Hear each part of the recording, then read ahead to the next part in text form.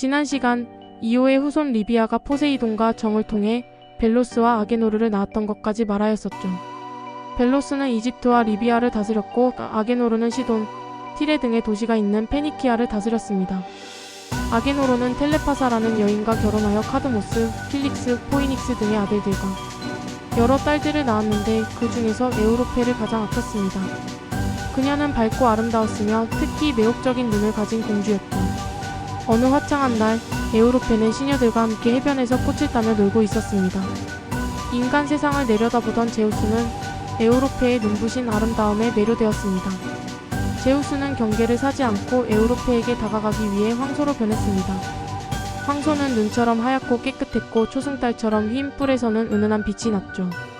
그리고 몹시 온순하였습니다. 마치 사람의 말을 알아듣는 것처럼 행동하였죠. 에우로페와 시녀들은 꽃으로 목걸이를 만들어 황소에게 걸어주기도 하며 함께 놀았습니다. 황소는 에우로페가 뿔을 만지고 몸을 쓰다듬는 것을 허락하였습니다. 그리고 등에 올라타라는 듯이 몸을 낮추어 주었죠. 에우로페는 용기를 내어 황소의 넓고 튼튼한 등에 조심스럽게 올라탔습니다. 그러자 에우로페를 태운 황소는 잠시 해변을 어슬렁거리더니 바다로 걸어갔습니다. 시녀들은 황소가 다시 무트로 올라올 것이라고 여겼지만 황소는 금세발이 닿지 않는 깊은 곳까지 가버렸죠. 시녀들이 뒤늦게 소리쳤지만 소용없었습니다. 황소는 에우로페를 등에 태운 채 점차 멀어졌습니다. 에우로페는 갑작스러운 상황에 두려움과 놀라움에 휩싸였지만 황소의 등에 필사적으로 매달릴 수밖에 없었습니다. 제우스는 에우로페를 등에 태우고 바다를 건넜습니다. 그가 에우로페를 데리고 간 곳은 자신이 태어나고 자란 크레타 섬이었죠. 크레타의 고르틴이라는 마을에 이르렀을 때 드디어 제우스는 자신의 진정한 정체를 밝혔습니다. 그리고 생가의 한 플라타너스 나무 아래에서 사랑을 나누었죠. 플라타너스 나무는 가지와 잎을 뻗어 그늘을 만들고 외부의 시선을 가려주었습니다. 제우스는 이 나무에게 잎을 떨주지 않는 특권을 주었다고 합니다. 고르틴에는 지금도 그 나무가 있다고 전해집니다. 원래 낙엽수이지만 거의 상록에 가까운 특징을 지닌 희귀 변종인 나무이죠. 또 제우스는 에우로페를 납치하기 위해 소로 변했던 자신의 모습을 하늘의 별자리로 남겼습니다. 바로 황도 12궁에 속하는 황소자리이죠. 겨울의 오리온 자리 근처에서 볼 수 있습니다. 크레타 섬에서 에우로페는 제우스와의 깊은 사랑 속에서 3명의 걸출한 아들을 낳았습니다.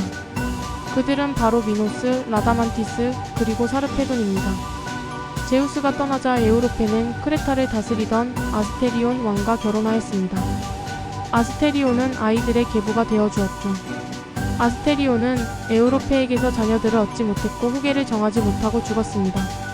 크레타의 왕위를 둘러싸고 미노스, 라다만토스, 사르페돈이 경쟁하였습니다.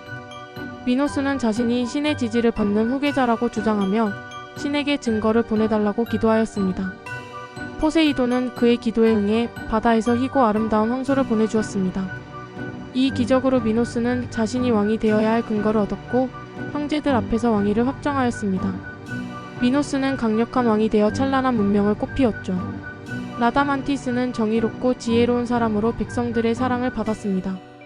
미노스의 통치 초기에는 법률을 제정하는 등의 역할을 하였으나 미노스의 계속된 견제에 결국 크레타를 떠나야 했죠. 그는 보이오티아 지방으로 갔습니다. 오칼레아라는 작은 도시에서 미망인이 된 알크메네와 결혼하여 살았다고 합니다.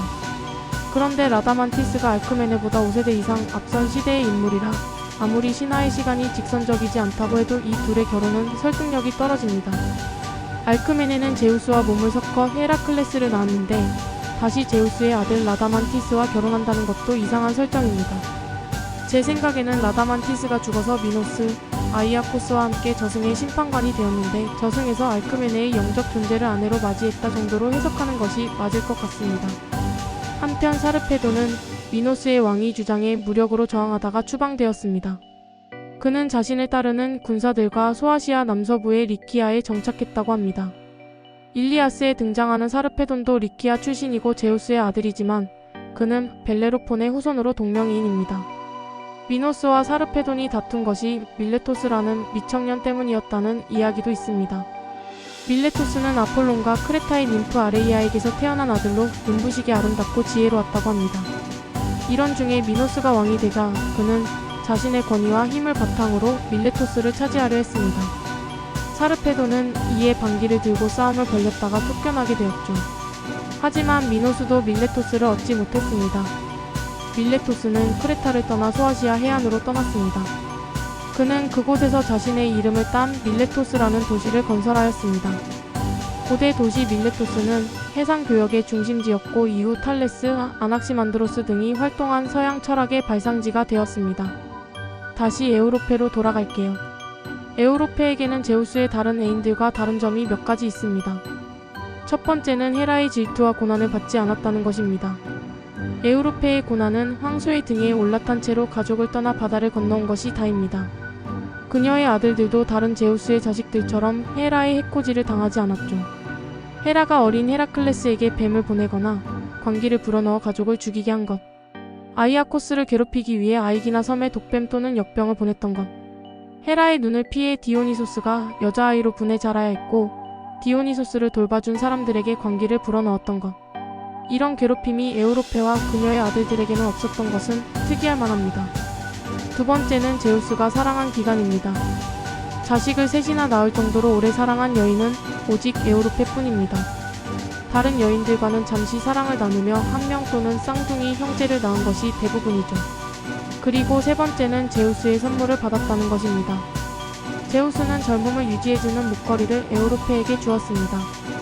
이것은 헤파이스토스가 공들여 만든 것이었죠. 아마 에우로페는 젊은 시절의 미모를 유지한 채 죽었을 것입니다. 제우스는 에우로페를 떠나며 목걸이 외에도 특별한 선물 3가지를 주었습니다. 첫 번째 선물은 어떤 사냥감도 결코 놓치지 않는 사냥개 라일랍스입니다. 두 번째 선물은 언제나 정확하게 목표를 맞추어 관통하는 마법의 창입니다. 마지막 선물은 청동거인 탈로스입니다.